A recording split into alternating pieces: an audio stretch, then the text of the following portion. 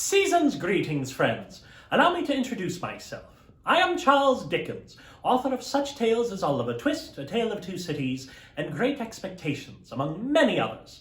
However, I am here with you tonight because my friends at the Crystal Lake Public Library and Theatre 121 have asked me to share some holiday cheer with you. Now, settle in, and I do hope that you enjoy Chapter 3 of A Christmas Carol.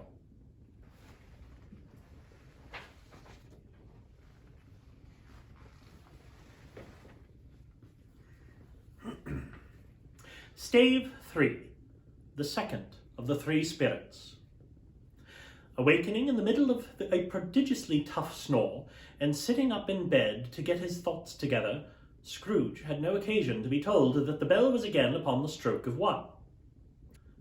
He felt that he was restored to consciousness at the right nick of time for the special purpose of holding a conference with the second messenger dispatched to him through Jacob Marley's intervention.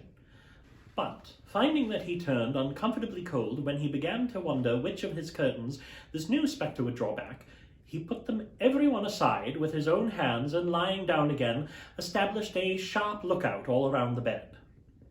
For he wished to challenge the spirit on the moment of its appearance, and did not wish to be taken by surprise and made nervous. Gentlemen of the free and easy sort, who plume themselves on being acquainted with a move or two, and being usually equal to the time of day, express the wide range of their capacity for adventure by observing that they are good for anything from pitch and toss to manslaughter, between which opposite extremes, no doubt, there lies a tolerably wide and comprehensive range of subjects.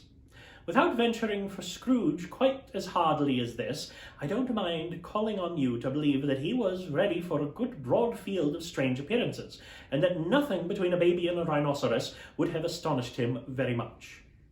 Now, being prepared for almost anything, he was not by any means prepared for nothing.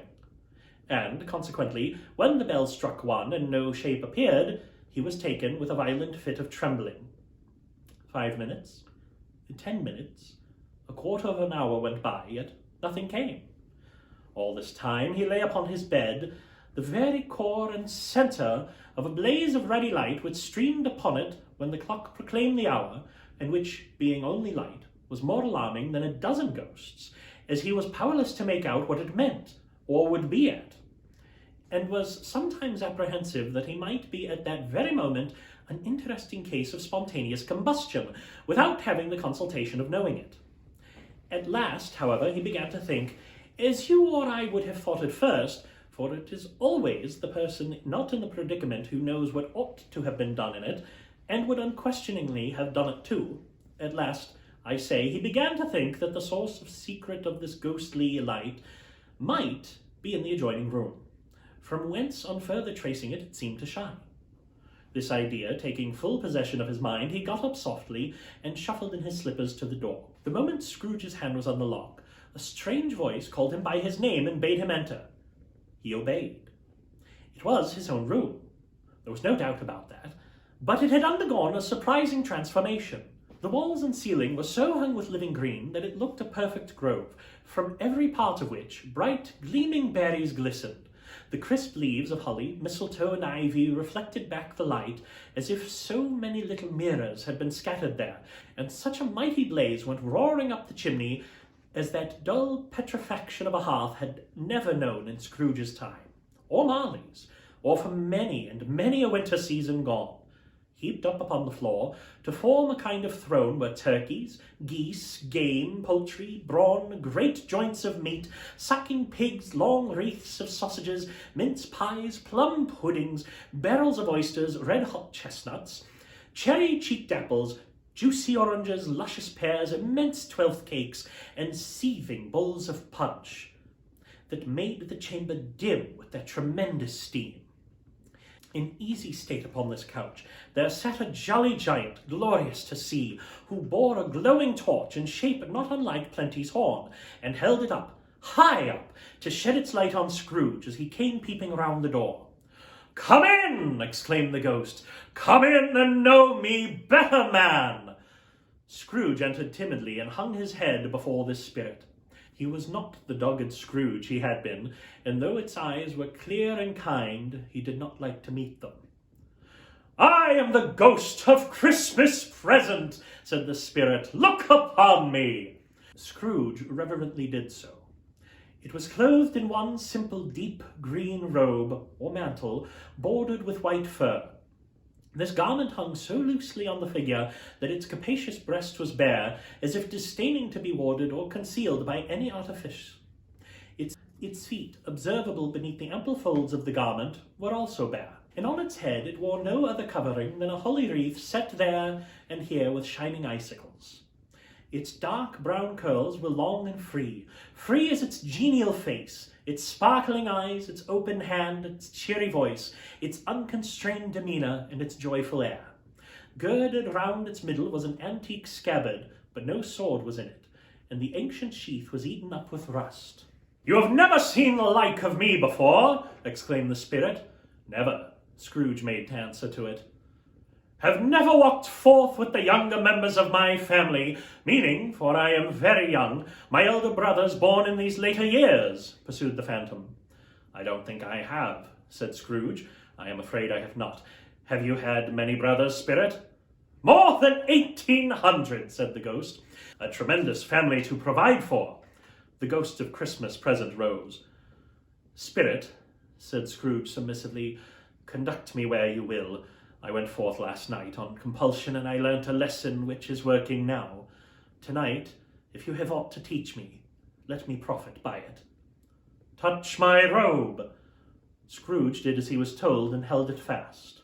Holly, mistletoe, red berries, ivy, turkey, geese, game, poultry, brawn, meat, pigs, sausages, oysters, pies, puddings, fruit, and punch all vanished instantly. So did the room, the fire, the ruddy glow, the hour of night, and they stood in the city streets on Christmas morning, where, for the weather was severe, the people made a rough but brisk and not unpleasant kind of music, in scraping the snow from the pavement in front of their dwellings and from the tops of their houses, whence it was mad delight to the boys to see it come plumping down into the road and splitting into artificial little snowstorms. The house fronts looked black enough, and the windows blacker, contrasting with the smooth white sheets of snow upon the roofs, and with the dirtier snow upon the ground, which last deposit had been ploughed up in deep furrows by the heavy wheels of carts and wagons, furrows that crossed and recrossed each other hundreds of times, where the great streets branched off and made intricate channels hard to trace in the thick yellow mud and icy water. The sky was gloomy, and the shortest streets were choked up with the dingy mist, half thawed, half frozen, whose heavier particles descended into a shower of sooty atoms, as if all the chimneys in Great Britain had, by one consent, caught fire, and were blazing away to their dear hearts' content. There was nothing very cheerful in the climate or the town, and yet was there an air of cheerfulness abroad that the clearest summer air and the brightest summer sun might have endeavoured to diffuse in vain. For the people who were shovelling away on the housetops were jovial and full of glee, calling out to one another from the parapets, and now and then exchanging a facetious snowball, better-natured missile far than many a wordy jest, laughing heartily if it went right, and not less heartily if it went wrong. The pelters' shops were still half open, and the fruiterers were radiant in their glory. There were great, round, pot-bellied baskets of chestnuts, shaped like the waistcoats of jolly old gentlemen, lolling in the doors and tumbling out into the street in their apoplectic opulence. There were ruddy, brown-faced, broad-girthed Spanish onions, shining in the fatness of their growth like Spanish friars, and winking from their shells in wanton slyness at the girls as they went by, and glanced demurely at the hung-up mistletoe. There were pears and apples clustered high in blooming pyramids. There were bunches of grapes made in the shopkeeper's benevolence to dangle from conspicuous hooks, that people's mouths might water gratis if they passed. There were piles of filberts, mossy and brown, recalling in their fragrance ancient walks upon the woods, and pleasant shufflings ankle-deep through withered leaves. There were Norfolk biffins, squab and swarthy, setting off the yellow of the oranges and lemons, and, in the great compactness of their juicy persons, urgently entreating and beseeching to be carried home in paper bags and eaten after dinner. They very gold and silver fish set forth among these choice fruits in a bowl, though members of a dull and stagnant-blooded race, appeared to know that there was something going on, and, to a fish, went gasping round and round their little world in slow and passionless excitement. The grocers! Oh, the grocers! Nearly closed, with perhaps 2 shutters down or 1, but through the gaps such glimpses. It was not alone that the scales descending on the counter made a merry sound, or that the twine and roller parted company so briskly, or that the canisters were rattled up and down like juggling tricks, or even that the blended scents of tea and coffee were so grateful to the nose, or even that the raisins were so plentiful and rare, the almonds so extremely white, the sticks of cinnamon so long and straight, the other spices so delicious, the candied fruits so caked and spotted with molten sugar as to make the coldest onlookers feel faint and subsequently bilious. Nor was it that the figs were moist and pulpy, or that the French plums blushed in modest tartness from their high-decorated boxes, or that everything was good to eat and in its Christmas dress. But the customers were all so hurried and so eager in the hopeful promise of the day that they tumbled up against each other at the door, crashing their wicker baskets wildly, and left their purchases upon the counter, and came running back to fetch them, and committed hundreds of the little mistakes, in the best humour possible, while the grocer and his people were so frank and fresh that the polished hearts with which they fastened their aprons behind might have been their own, worn outside for general inspection, and for Christmas dolls to peck at if they chose. But soon the steeples called good people all to church and chapel, and away they came, flocking through the streets in their best clothes and with their gayest faces. And at the same time there emerged from scores of by-streets, lanes, and nameless turnings innumerable people carrying their dinners to the bakers' shops. The sight of these poor revellers appeared to interest the spirit very much, for he stood with Scrooge behind him in a baker's doorway, and taking off the covers as the bearers passed, sprinkled incense on their dinners from his torch. And it was a very uncommon kind of torch, for once or twice, when there were angry words between some dinner carriers who had jostled each other, he shed a few drops of water on them from it, and their good humour was restored directly. For they said it was a shame to quarrel upon Christmas Day, and so it was. God love it, so it was. In time the bells ceased, and the bakers were shut up, and yet there was a genial shadowing forth of all those dinners and the progress of their cooking in the thawed blotch of wet above each baker's oven, where the pavement smoked as if its stones were cooking too. "Is there a peculiar flavour in what you sprinkle from your torch?" asked Scrooge. "There is, my own." "Would it apply to any kind of dinner in this day?" asked Scrooge. "To any kindly given, to a poor one the most." "Why to a poor one the most?" asked Scrooge. "Because it needs it the most." "Spirit," said Scrooge, after a moment's thought, "I wonder you, of all the beings in the many worlds about us, should desire to cramp these people's opportunities of innocent enjoyment." "Aye," cried the spirit. "You would deprive them of all their means of dining every 7th day, often the only day on which they can be said to dine at all," said Scrooge. "Wouldn't you?" "Aye," cried the spirit. "You seek to close these places on the 7th day," said Scrooge, "and it comes to the same thing." "I seek," exclaimed the spirit. "Forgive me if I am wrong. It has been done in your name, or at least in that of your family," said Scrooge. "There are some upon this earth of yours," returned the spirit, "who lay claim to know us, and who do their deeds of passion, pride, ill will, hatred, envy, bigotry, and selfishness in your name, who are as strange to us and all our kith and kin as if they had never lived. Remember that, and charge their doings on themselves, not us." Scrooge promised that he would, and they went on, invisible as they had been before, into the suburbs of the town. It was a remarkable quality of the ghost, which Scrooge had observed at the baker's, that notwithstanding his gigantic size, he could accommodate himself to any place with ease, and that he stood beneath a low roof quite as gracefully as like a supernatural creature, as it was possible he could have done in any lofty hall. And perhaps it was the pleasure the good spirit had in showing off this power of his, or else it was his own kind, generous, hearty nature, and his sympathy with all poor men, that led him straight to Scrooge's clerk. For there he went, and took Scrooge with him, holding to his robe, and on the threshold of the door the spirit smiled and stopped to bless Bob Cratchit's dwelling with the sprinklings of his torch. Think of that! Bob had but 15 bob a week himself. He pocketed on Saturdays but 15 copies of his Christian name, and yet the ghost of Christmas present blessed his 4-roomed house. Then up rose Mrs. Cratchit, Cratchit's wife, dressed out but poorly in a twice-turned gown, but brave in ribbons, which are cheap and made a goodly show for 6pence. And she laid the cloth, assisted by Belinda Cratchit, second of their daughters, also brave in ribbons, while Master Peter Cratchit plunged a fork into the saucepan of potatoes, and getting the corners of his monstrous shirt collar, Bob's private property, conferred upon his son an heir in honour of the day, into his mouth, rejoiced to find himself so gallantly attired, and yearned to show his linen to the fashionable parks.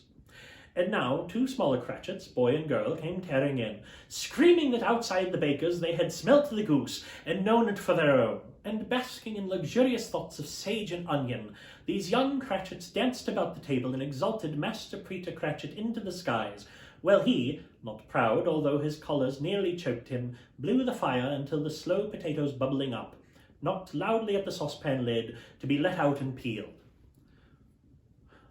"Whatever has got your precious father, then?" said Mrs. Cratchit, "and your brother Tiny Tim? And Martha, well, as late last Christmas Day by half an hour." "Here's Martha, mother," said a girl, appearing as she spoke. "Here's Martha, mother," cried the 2 young Cratchits. "Hurrah! There's such a goose, Martha!" "Why, bless your hearts alive, my dear, how late you are," said Mrs. Cratchit, kissing her a dozen times and taking off her shawl and bonnet for her with officious zeal. "We'd a deal of work to finish up last night," replied the girl, "and had to clear away this morning, mother." "Well, never mind so long as you are come," said Mrs. Cratchit. "Sit ye down before the fire, my dear, and have a warm. Lord bless ye." "No, no, there's father coming," cried the 2 young Cratchits, who were everywhere at once. "Hide, Martha, hide!" So Martha hid herself, and in came little Bob. The father, 3 feet of comforter, exclusive of the fringe, hanging down before him, and his threadbare clothes darned up and brushed to look seasonable, and Tiny Tim upon his shoulder. Alas for Tiny Tim, who bore a little crutch and had his limbs supported by an iron frame. "Why, where's our Martha?" cried Bob Cratchit, looking around. "Not coming," said Mrs. Cratchit. "Not coming," said Bob, with a sudden declension of his high spirits, for he had been Tim's blood horse all the way home from church, and had come home rampant. "Not coming upon Christmas Day?" Martha didn't like to see him disappointed, if it were only in joke, so she came out prematurely from behind the closet door and ran into his arms, while the 2 young Cratchits hustled Tiny Tim and bore him off to the wash-house, that he might hear the pudding singing in the copper. "And how did little Tim behave?" asked Mrs. Cratchit, when she had rallied Bob into his credulity, and Bob had hugged his daughter to his heart's content. "As good as gold," said Bob, "and better. Somehow he gets thoughtful, sitting by himself so much, and thinks the strangest things you ever heard. He told me, coming home, that he had hoped the people saw him in the church, because he was a cripple, and it might be pleasant to them to remember upon Christmas Day who made lame beggars walk and blind men see." Bob's voice was tremulous when he told them this, and trembled more when he said that Tiny Tim was growing strong and hearty. His active little crutch was heard upon the floor, and back came Tiny Tim before another word was spoken, escorted by his brother and sister to his stool beside the fire, and while Bob, turning up his cuffs as if, poor fellow, they were capable of being made more shabby, compounded some hot mixture in a jug with gin and lemons and stirred it round and put it on the hob to simmer. Master Peter and the 2 ubiquitous young Cratchits went to fetch the goose, with which they soon returned in high procession. Such bustle ensued that you might have thought a goose the rarest of all birds, a feathered phenomenon to which a black swan was a matter of course, and in truth it was something very like it in their house.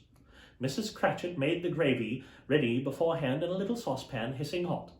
Master Peter mashed the potatoes with incredible vigour, Miss Belinda sweetened up the applesauce, Martha dusted the hot plates, Bob took Tiny Tim beside him in a tiny corner at the table.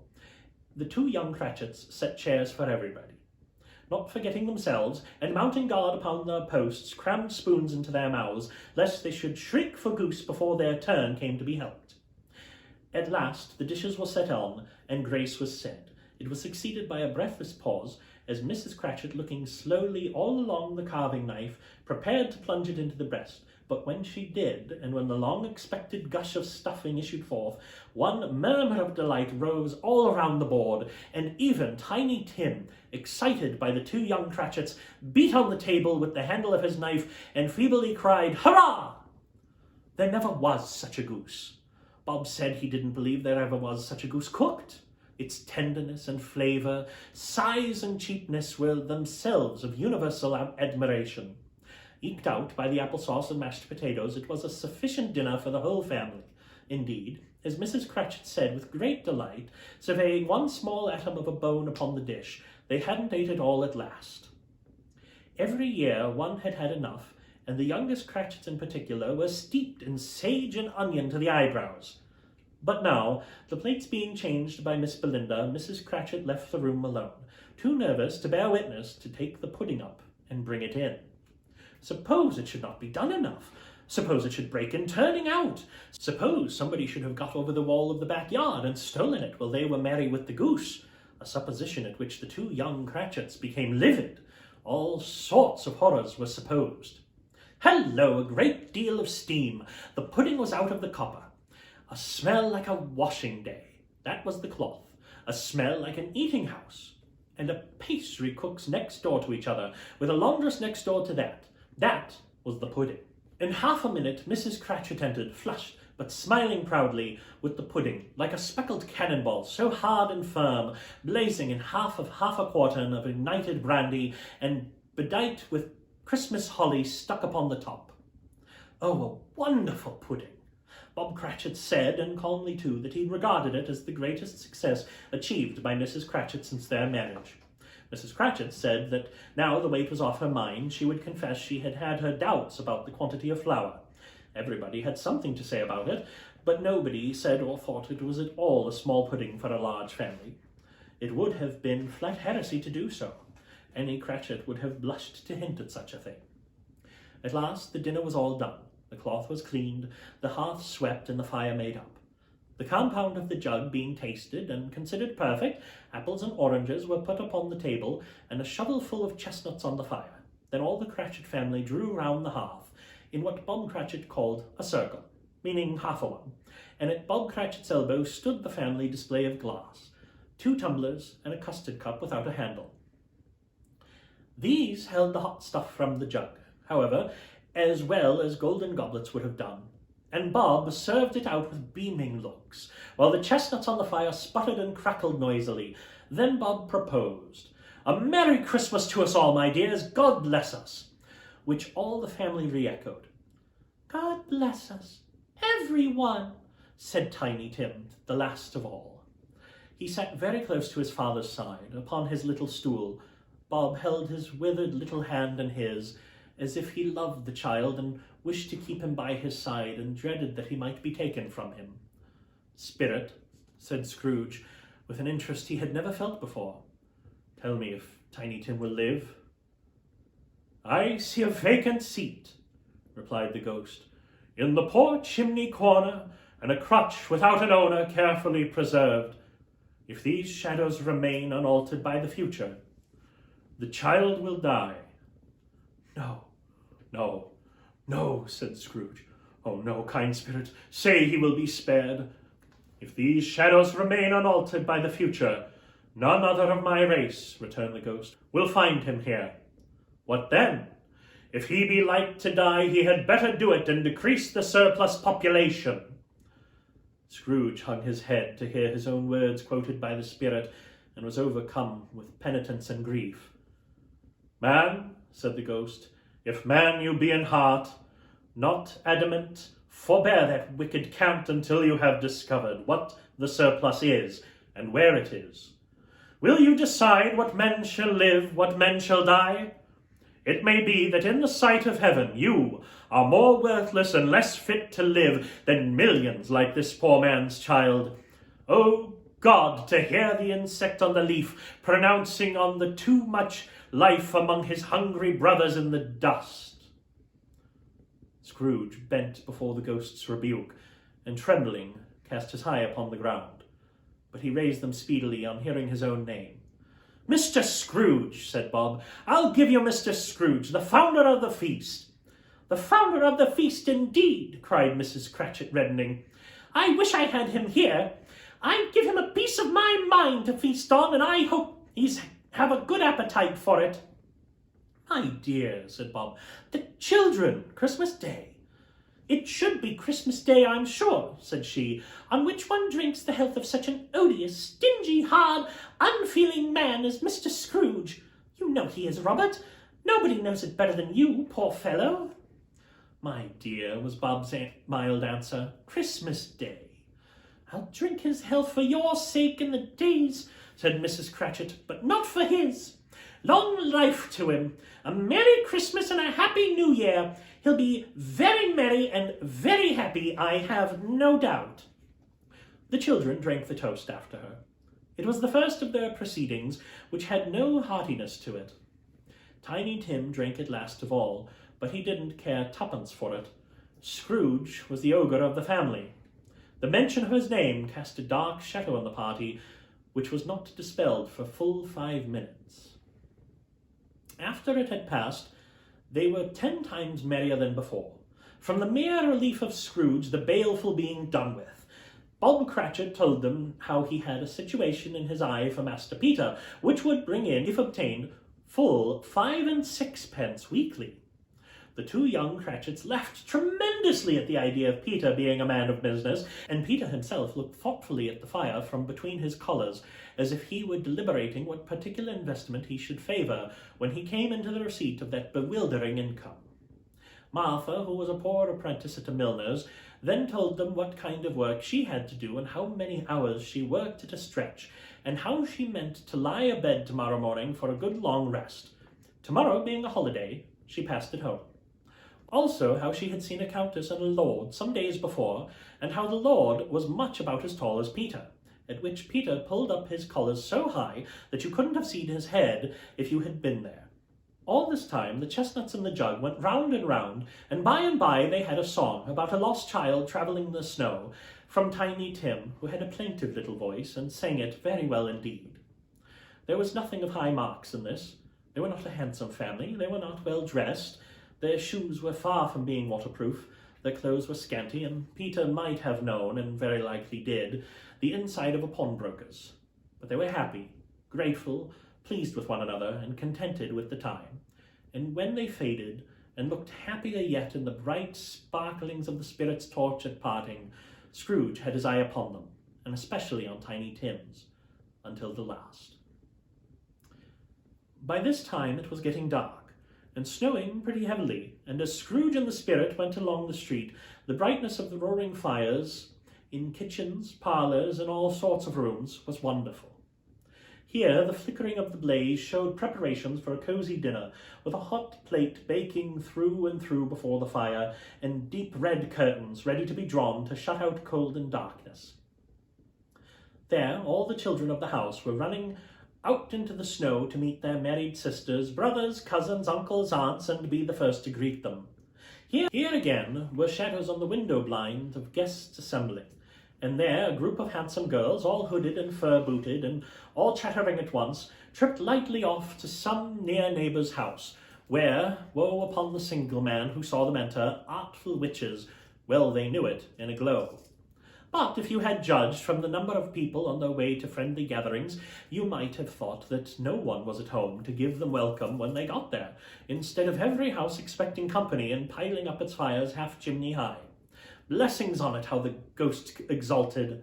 How it bared its breadth of breast, and opened its capacious palm, and floated on, outpouring, with a generous hand, its bright and harmless mirth on everything within its reach. The very lamplighter who ran before, dotting the dusky street with specks of light, and who was dressed to spend the evening somewhere, laughed out loudly as the spirit passed, though little kenned the lamplighter that he had any company but Christmas. And now, without a word of warning from the ghost, they stood upon a bleak and desert moor, where monstrous masses of rude stone were cast about, as though it were the burial place of giants, and water spread itself wherever it so listed, or would have done so but for the frost that held it prisoner, and nothing grew but moss and furze and coarse rank grass. Down in the west, the setting sun had left a streak of fiery red which glared upon the desolation for an instant, like a sullen eye, and, frowning lower, lower, lower yet, was lost in the thick gloom of darkest night. "What place is this?" asked Scrooge. "A place where miners live, who labour in the bowels of the earth," returned the spirit. "But they know me. See!" A light shone from the window of a hut, and swiftly they advanced toward it. Passing through the wall of mud and stone, they found a cheerful company assembled round a glowing fire. An old man and woman with their children and their children's children, and another generation beyond that, all decked out gaily in their holiday attire. The old man, in a voice that seldom rose above the howling of the wind upon the barren waste, was singing them a Christmas song. It had been a very old song when he was a boy, and from time to time they all joined in the chorus. So surely as they raised their voices, the old man got quite blithe and loud, and so surely as they stopped, his vigour sank again. The spirit did not tarry here, but bade Scrooge hold his robe, and passing on above the moor, sped whither? Not to sea, to sea. To Scrooge's horror, looking back, he saw the last of the land, a frightful range of rocks behind him, and his ears were deafened by the thundering of water as it rolled and roared and raged among the dreadful caverns it had worn and fiercely tried to undermine the earth. Built upon a dismal reef of sunken rocks, some league or so from shore, on which the waters chafed and dashed the wild year through, there stood a solitary lighthouse. Great heaps of seaweed clung to its base, and storm birds, born of the wind one might suppose, as seaweed of the water, rose and fell about it like the waves they skimmed. But even here, two men who watched the lighthouse made a fire, that through the loophole in the thick stone wall shed out a ray of brightness in the awful sea. Joining their horny hands over the rough table at which they sat, they wished each other Merry Christmas for the can of grog, and one of them, the elder too, with his face all damaged and scarred with hard weather, as the figurehead of an old ship might be, struck up a sturdy song that was like a gale in itself. Again the ghost sped on, above the black and heaving sea, on, until being far away, as he told Scrooge, from any shore, they lighted on a ship. They stood beside the helmsman at the wheel, the lookout in the bow, the officers who had the watch, dark, ghostly figures in their several stations. But every man among them hummed a Christmas tune, or had a Christmas thought, or spoke below his breath to his companion of some bygone Christmas day, with homeward hopes belonging to it. And every man on board, waking or sleeping, good or bad, had had a kinder word for one another on that day than any day of the year, and had shared to some extent in its festivities, and had remembered those who cared for at a distance, and had known that they delighted to remember them.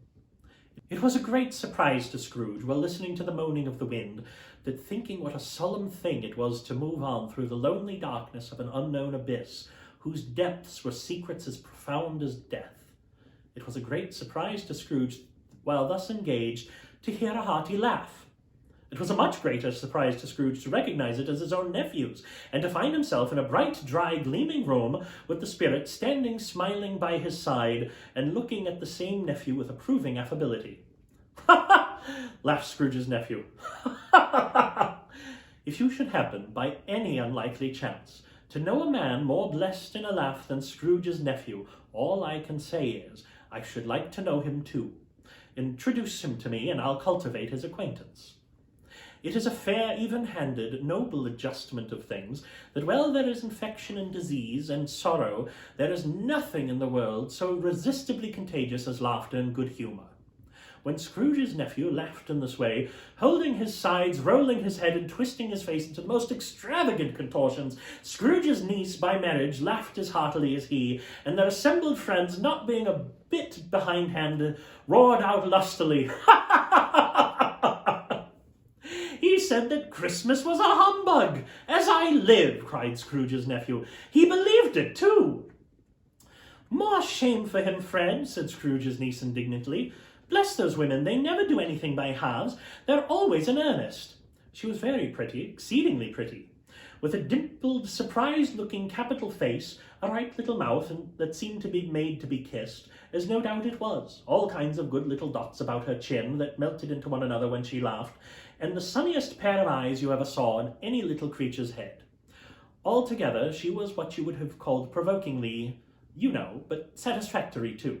Oh, perfectly satisfactory. "He's a comical old fellow," said Scrooge's nephew. "That's the truth, and not so pleasant as he might be. However, his offences carry their own punishment, and I have nothing to say against him." "I'm sure he is very rich, Fred," hinted Scrooge's niece. "At least you always tell me so." "What of that, my dear?" said Scrooge's nephew. "His wealth is of no use to him. He don't do any good with it. He don't make himself comfortable with it. He hasn't the satisfaction of thinking that he's ever going to benefit us with it." "I have no patience with him," observed Scrooge's niece. Scrooge's niece's sisters and all the other ladies expressed the same opinion.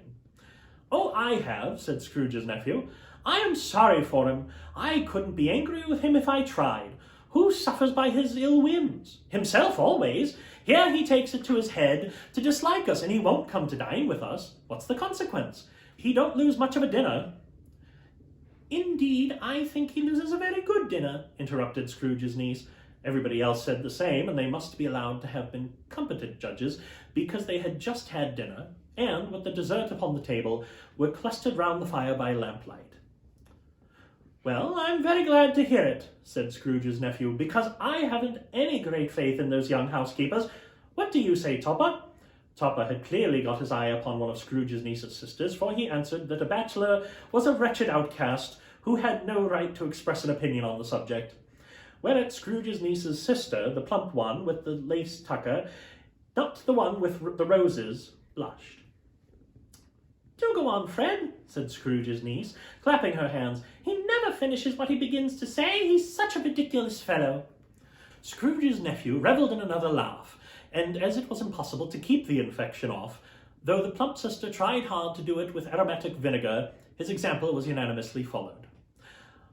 "I was only going to say," said Scrooge's nephew, "that the consequences of his taking a dislike to us and not making merry with us is, as I think, that he loses some pleasant moments, which could do him no harm. I am sure he loses pleasanter companions than he can find in his own thoughts, either with his mouldy old office or his dusty chambers. I mean to give him the same chance every year, whether he likes it or not, for I pity him. He may rail at Christmas till he dies, but he can't help thinking better of it. I defy him, if he finds me going there in good temper year after year and saying, 'Uncle Scrooge, how are you?' If it only puts him on the vein to leave his poor clerk £50, well, that's something, and I think I shook him yesterday." It was their turn to laugh now at the notion of his shaking Scrooge, but being thoroughly good-natured and not much caring what they laughed at, so that they laughed at any rate, he encouraged them in their merriment and passed the bottle joyously. After tea they had some music, for they were a musical family and knew what they were about. When they sung a glee or catch, I can assure you, especially Topper, who could growl away in the bass like a good one and never swell the large veins in his forehead or get red in the face for it.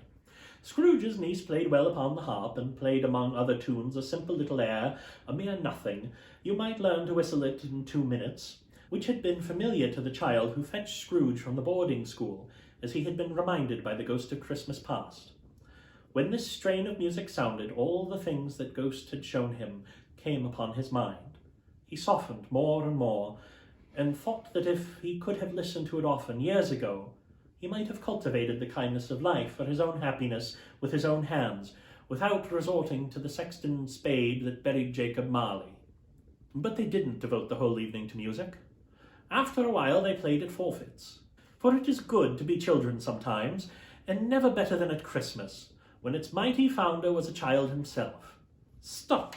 There was first a game at Blind Man's Buff, or of course there was, and I no more believe Topper was really blind than I believe he had eyes in his boots. My opinion is that it was a done thing between him and Scrooge's nephew, and that the ghost of Christmas present knew it. The way he went after that plump sister and the lace tucker was an outrage on the credulity of human nature. Knocking down the fire irons, tumbling over the chairs, bumping up against the piano, smothering himself among the curtains, wherever she went, there went he. He always knew where the plump sister was.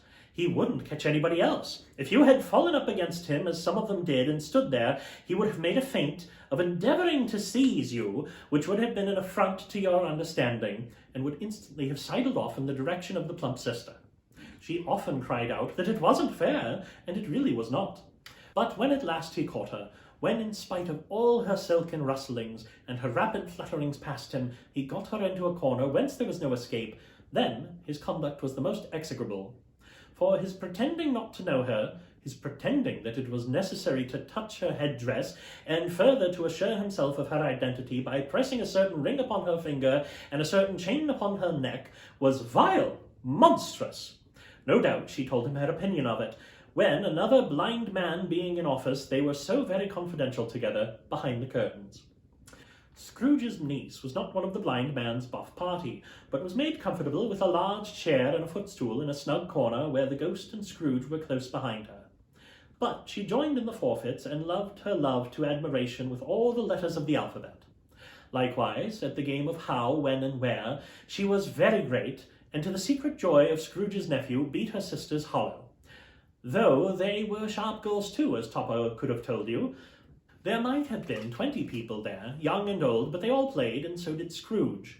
For, wholly forgetting in the interest he had in what was going on, that his voice made no sound in their ears, he sometimes came out with his guess quite loud, and very often guessed right, too.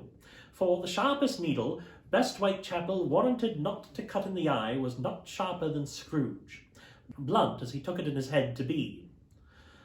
The ghost was greatly pleased to find him in this mood, and looked upon him with such favour that he begged like a boy to be allowed to stay until the guests departed. But this the spirit said could not be done. "Here is a new game," said Scrooge. "1 half-hour spirit, only one." It was a game called Yes and No, where Scrooge's nephew had to think of something, and the rest must find out what. He only answering to their questions yes or no, as the case was.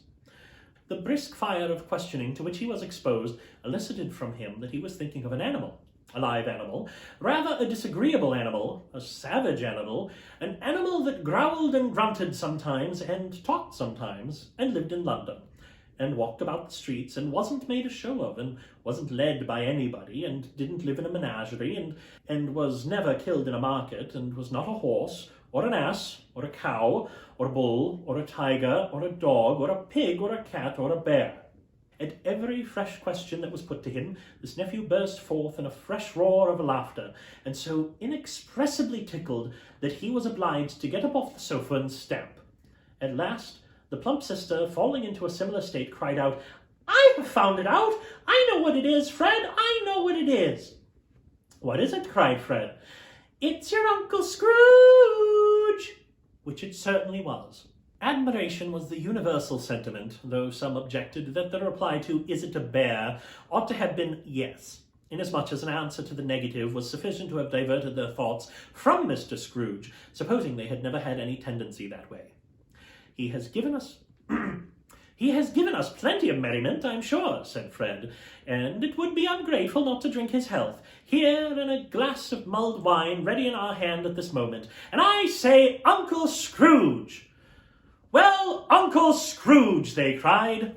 "A Merry Christmas and a Happy New Year to the old man, wherever he is," said Scrooge's nephew. "He wouldn't take it from me, but may he have it none the less. Uncle Scrooge!" Uncle Scrooge had imperceptibly become so gay and light of heart that he would have pledged the unconscious company in return, and thanked them in an inaudible speech, if the ghost had given him time.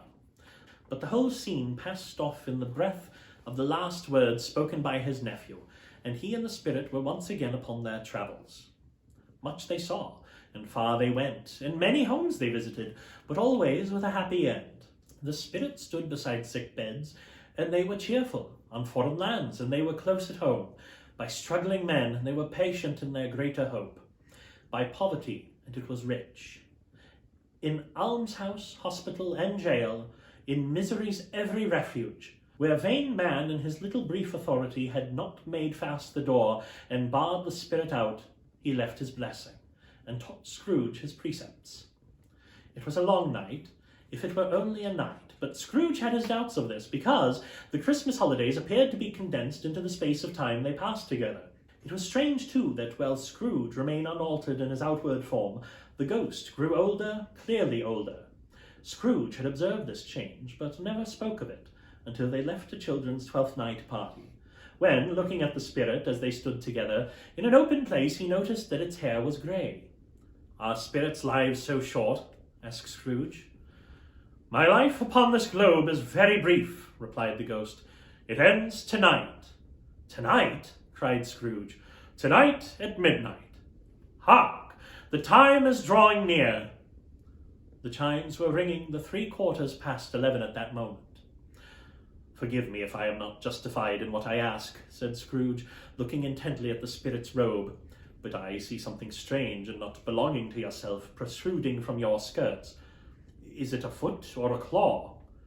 "It might be a claw, for the flesh there is upon it," was the spirit's sorrowful reply. "Look here." From the folding of its robe it brought 2 children, wretched, abject, frightful, hideous, miserable. They knelt down at its feet and clung upon the outside of his garment. "Oh, man, look here! Look down here!" exclaimed the ghost.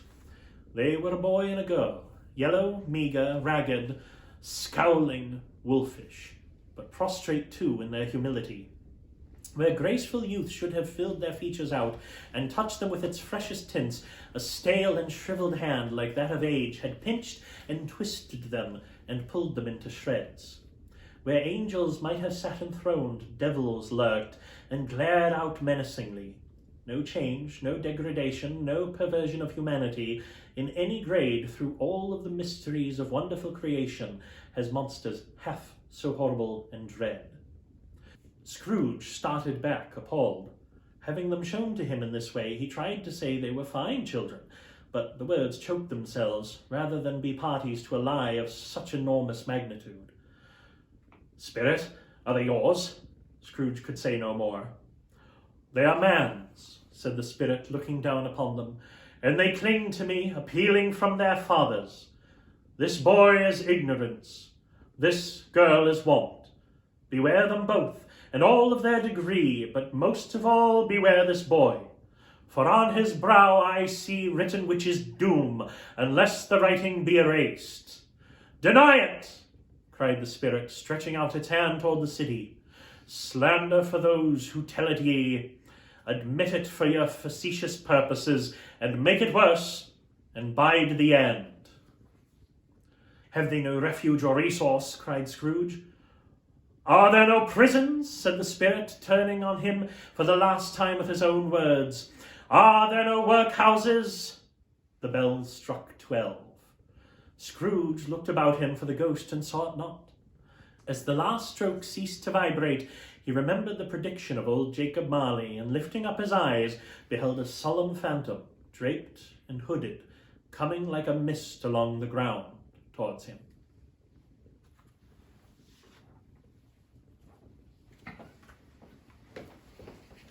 Please do come back next week to find out what happens next.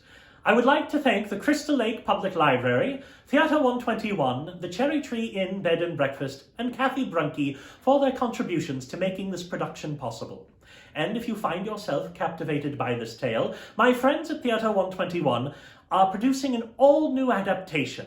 Visit their website at www.theatre121.org.